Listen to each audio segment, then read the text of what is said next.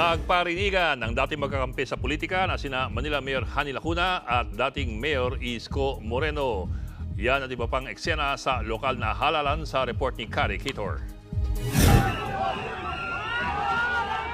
Sabay na naghain kanina ng kandidatura sina incumbent Mayor Hani Lacuna at Vice Mayor Yul Servo sa ilalim ng partidong Asenso Manileño. Sa gitna ng pagtitipon kasama ang mga taga-suporta, may sinigaw si Mayor Lacuna.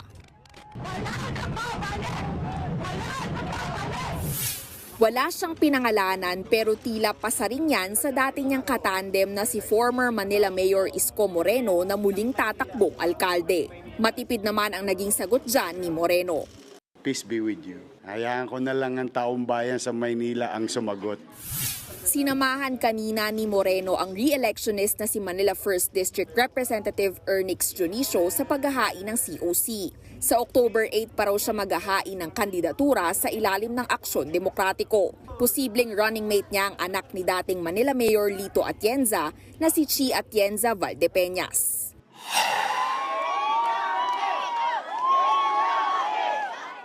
Naghain na rin ng COC si dating Senator Sonny Trillanes sa pagkaalkalde ng Caloocan sa ilalim din ng Aksyon Demokratiko. Nakakalaban niya si incumbent Mayor Along Malapitan na nagsabi noon na ang pagiging tubong Caloocan at matagal niyang pagsiserbisyo ang lamang niya kay Trillanes. Sagot dyan ng dating senador.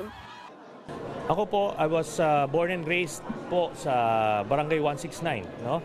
Baka mas matagal pa ako sa kanya sa Caloocan. Ano? At siguro hindi siya nagagawi dun sa North, kaya siguro napabayaan nila ng husto yun. Susubukan namang makabalik sa Kamara bilang kinatawan ng Taguig 1st District si dating Mayor Lino Cayetano. Ang kanya raw isusulong sa Kongreso. Kailangan may sariling legislative district ang EMBO na napapaloob at yayakapin ng mga Taguigenyo. But the 10 barangays of EMBO, I believe, should be the 3rd district of the city of Taguig. Ito po ang team ng One Batangas. Ito ang team na magdadala sa plano ng ating Pangulong Bagong Pilipinas. Bukod naman kay Vilma Santos Recto na muling tatakbong gobernador ng Batangas, sasabak din sa 2025 elections ang anak niyang si Luis Manzano na siya namang kakandidatong vice governor at si Ryan Recto na tatakbong congressman. Kung alam niyo lang kung gaano kahaba ang usapan namin ng aking misis na si Jessie, syempre medyo mag-iibang dynamics ng aming pamilya. Much like my brother, actually, it took a lot of time too. But now, I guess, all that's left to do is to answer that calling and do my part for the people of Lipa. Ayon kay Vilma, continuity ng trabaho at mga programa sa Batangas ang kanilang layunin kaya sila sabay-sabay na tumatakbo.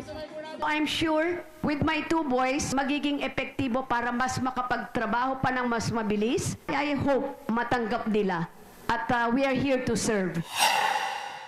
Sa Cebu City naman, naghain pa rin ng kanyang kandidatura sa pagkaalkalde si suspended Mayor Michael Rama. Kasabay niya naglabas ng desisyon ng ombudsman para tuluyang alisin si Rama sa posisyon. Permanente na ring banned sa government office si Rama. Yan ay matapos siyang hatulang guilty sa grave misconduct at nepotism nang ipasok niya bilang casual employee sa City Hall ang 2 kapatid ng kanyang asawa. Nagbabalita mula sa Frontline, Kari Kitor, News 5. Mga kapatid, Ed Lingaw po, maging maalam at may pakialam sa mga napapanahong balita sa ating bansa. Para sa mas malalimang pagtalakay at paghimay sa mga issue at headlines, tumutok lamang at pag-subscribe sa social media pages ng News 5.